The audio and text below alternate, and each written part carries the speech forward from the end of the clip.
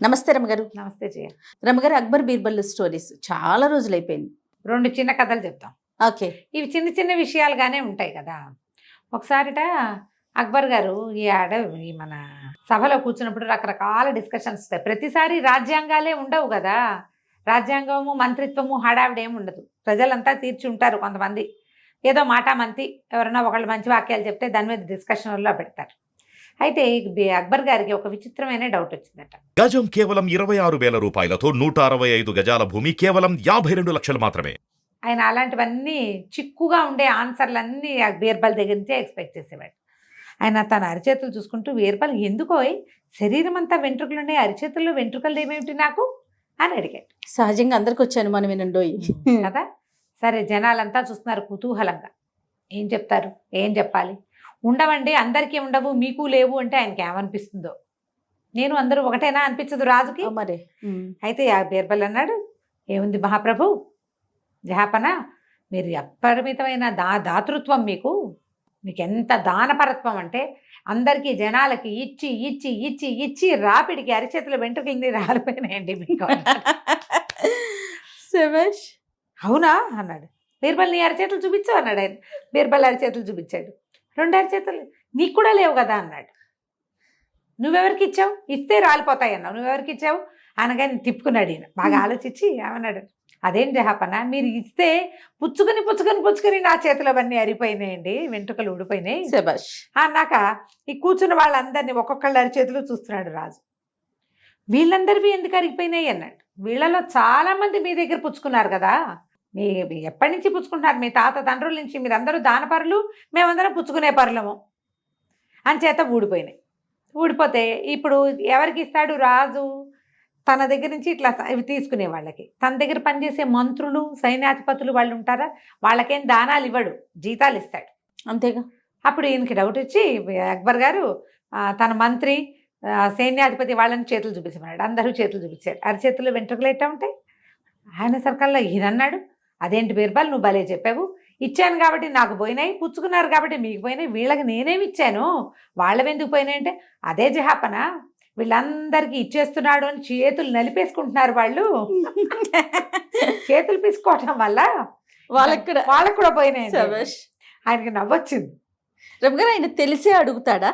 యాక్చువల్గా ఈయన చాతుర్యం తెలుసుకోవాలనా? ఏం చెప్తాడో అదే అదే ప్రశ్నకి సమాధానం చెప్పాలి. ఏం చెప్తాడో చూద్దాం. ఎంత ఫన్నీగా, ఎంత తెలివిగా చెప్తాడా అని. మళ్ళీ తను చెప్పిన సమాధానాన్ని ఎట్లా సమర్థించుకుంటాడు. ఇప్పుడు నువ్వు అడుగుతావు జయ, నన్ను ఏదో నేను చెప్పాను, అదేంటమ్మగారు నువ్వు క్వశ్చన్ వేసావనుకో, నేను దాన్ని సమర్థించుకునేంత ఉండాలిగా, లేదా నేను తెల్లమొహం వేయాలి. అవును కదా. తెల్లమొహం వేస్తాడా, ఇంకా సమాధానం ఇవ్వగలుగుతాడా చూద్దామని ఉంటుందన్నమాట ఆయనకి. అదే అదే దాంతో ఆయన సమాధానం పడ్డాడు. నవ్వొచ్చింది ఆయనకి. అవునా కాదా అన్నాడు. ఇప్పుడు దానం, రాజుగారి చేత దానాలు పుచ్చుకున్న వాళ్ళందరూ అవునవును సాధు సాధు బాగా చెప్పాడు అన్నారు. ఈ దానాలు పుచ్చుకోకుండా వీళ్ళకి అన్నీ పోసేస్తున్నాడో అని బాధపడే వాళ్ళందరికీ పచ్చి వెలక్కై గొంతులో పడ్డట్టే. అంతేగా. మొహాలు మార్చుకున్నారు అందరు. మేము చేతులు పిసికేసుకుంటున్నామంటే వాళ్ళని అవమానించినట్టే. కానీ రాజుకు నచ్చింది అది. నోరు మూసుకుని ఊరుకున్నారు. బాగుంది చూడు, చాలా బాగుందండి. కొన్ని రోజులు ఇలా గడిచిన తర్వాతట ఒకరోజు సభలో డిస్కషన్ వచ్చింది. లోకంలో 2 రకాల మనుషులు ఉంటారు, 2 రకాల ప్రాణులు ఉంటాయి. ఒకటి మేలు చేసేది, మేలు పుచ్చుకునేది. మేలు చేసేవాడు అంటే ఎవరికైనా సహాయం చేసేవాడు ఎప్పుడు ఒకేలా ఉంటాడు. మేలు మరిచిన వాళ్ళు, మేలు మరవని వాళ్ళు ఇద్దరు.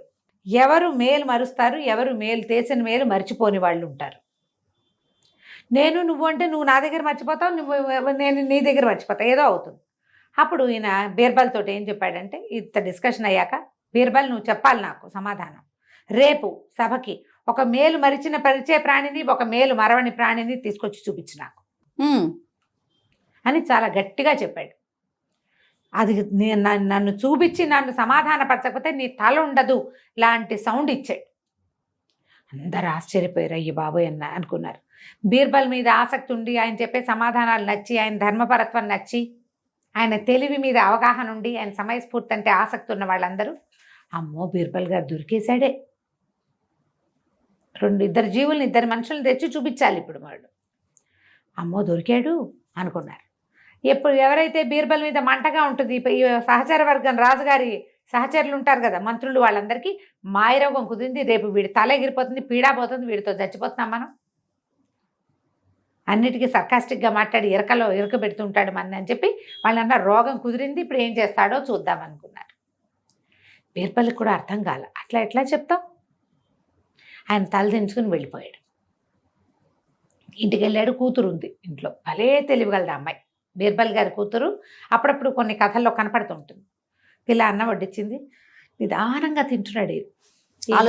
ఏదో ఆలోచనలో పడ్డావు అంది. అదేనమ్మా ఇవాళ జహాపనా సభలో ఏదో చెప్పారు, దాన్ని ఎట్లా సమాధానపరచాలా అని చూస్తున్నానంటే ఏం అడిగాడో చెప్పు. ఏం అడిగాడంటే ఆయన మేలు మరిచే మనిషిని ఒకడిని, మేలు మరవని మనిషిని ఒకడిని చూపించమన్నాడమ్మా, 2 జీవాల్ని చూపించమన్నాడంటే ఇందులో పెద్ద ఆలోచించడానికి ఏముంది నాన్న, రేపు పొద్దున్న తీసుకెళ్తూ కానీ నేను చెప్తాగా అంది. ఆయన కూతురు మీద నమ్మకంతో ప్రశాంతంగా నిద్రపోయాడు. మర్నాడు పొద్దున కూతురు చెప్పింది, మీ అల్లుడిని వెంట పెట్టుకెళ్ళి నాన్న, మన వాకిట్లో కుక్క ఉంది కదా, దాన్ని కూడా మెడకో తాడు కట్టిస్తాను, దాన్ని కూడా మోసుకెళ్ళు అని చెప్పింది. ఈయన మర్నాడు ఆ రోజు పొద్దున తన అల్లుడిని వెంట పెట్టుకెళ్ళాడు. అక్కడి నుంచి కుక్కను కూడా తీసుకెళ్ళాడు. లోపలికి వెళ్ళారు. అల్లుడు పక్కన అవతల కుర్చీలలో కూర్చున్నాడు. బీర్బల్ వాళ్ళు కుర్చీ లైన్ వేరు, ఇట్లా చూడ్డానికి వచ్చిన వాళ్ళ లైన్ వేరు. కుక్కను అల్లుడి దగ్గరే కూర్చోబెట్టారు. సరే అక్బర్ పాదుషా లోపలికి వచ్చాడు.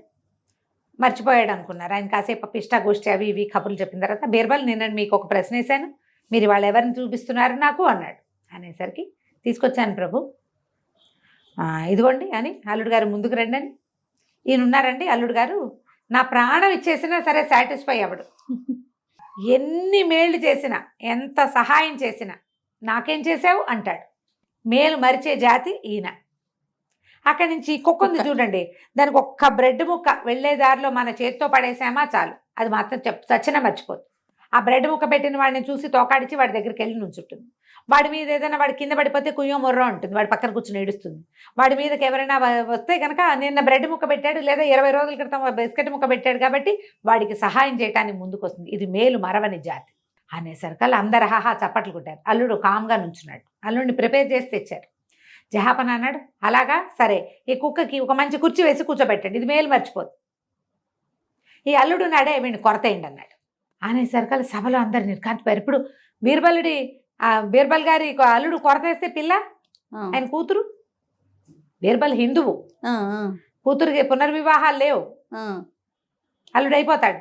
అయితే ఈయన అన్నాడు బీర్బల్, తప్పకుండా ప్రభు, మీరు ఒకింటల్లుడే, నేను ఒకింటల్లుడే, మరి అయితే అల్లుళ్ళందరినీ కొరతేయాలంటే మీరు నేను కూడా ఒకింటి అల్లుళ్ళమే, అల్లుడు జాతిని తీసేయాలి అనగానే ఆయన నవ్వొచ్చింది. మీ అల్లుడిని కొరతేస్తానంటే కుదరదు, అల్లుడు అనేవాడు అని ఉంటే నా కోసం ఏం చేశారు, మీ అమ్మాయికి చేసుకున్నారు మీరంటాడు. అంతేగాని తాము ఎత్తు ధనం ధారపోసిన అల్లుళ్ళు సాటిస్ఫై కారు. బాగుంది, ఇది పాయింట్ కరెక్టే కదా. 100%. ఇప్పుడు ఇందులో ఎవరిని తీస్తాం, మీ నాన్న ఒకింటల్లుడే, మీ ఆయన ఒకింటల్లుడే, మా నాన్న మా ఆయన నా కొడుకు ఎవరైనా సరే తప్పదు, అల్లుళ్ళు అవ్వాల్సిందే కదా. భలే తెలివిగలవాడండి, చాలా తెలివి. ఈ పాయింట్ చెప్పాక ఇక ఆయన సంతోషించాడు. ఇలాంటి మరిన్ని కథల్ని ఇంకెప్పుడైనా చెప్పుకుందాం. 2 చిట్టి కథలు చెప్పాను ఇప్పుడు నేను. చాలా బాగుంది. నమస్తే. నమస్తే.